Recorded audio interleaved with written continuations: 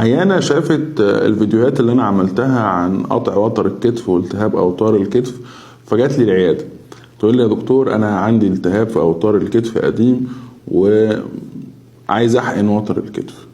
فقلت لها ما عنديش مانع بس نعمل الفحص الطبي الأول. قالت لي لا أنا عايز أعمل حقن أوتار الكتف.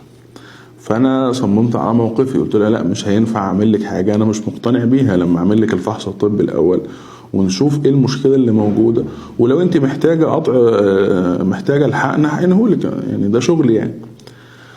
فلما عملت لها الفحص الطبي افاجئ بحاجه غريبه جدا، ان المفصل بتاعها متيبس، المفصل بتاعها واقف في مكانه ما بيتحركش. طيب ده تشخيص تاني خالص غير التهاب وتر الكتف او قطع وتر الكتف.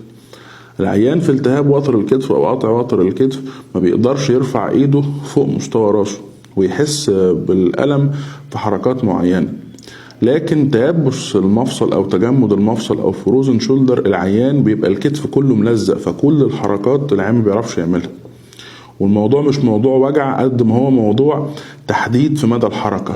يعني ببساطة العيان اللي عنده التهاب في وتر الكتف يعرف يعمل الحركة لكن بألم. العيان اللي عنده كتف متجمد المحفظة بتاعة المفصل او الأربطة اللي ماسكة العظمتين بتوع المفصل ببعض دي بتبقى حصل فيها التهاب شديد وشبه اتجمدت، حاجة اسمها فروزن شولدر الكتف المتجمد، فبالتالي العيان ما يقدرش يحرك، زي ما يكون استك طري انا بدلته بحبل ناشف، فالعيان ما يعرفش يعمل الحركة خالص. الشاهد ان ده تشخيص وده تشخيص، دي حاجة ودي حاجة تانية خالص.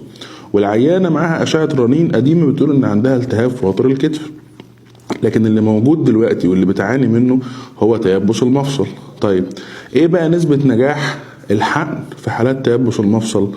تقريبا مش موجودة.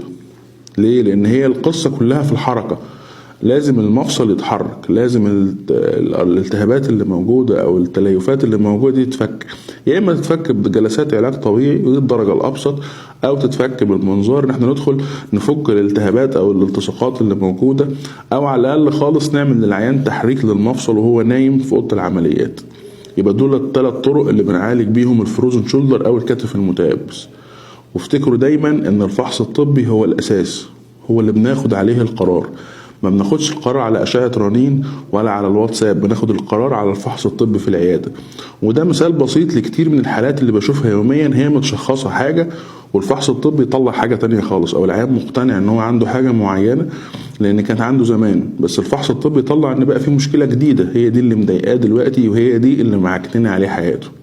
افتكروا دايما تاني الفحص الطبي هو الاساس. النهاردة 9 رمضان، كل سنة وانتم طيبين، ربنا يتقبل منا ومنكم صالح الاعمال. وافتكروا دايما برضو ان الامل موجود، والسلام عليكم.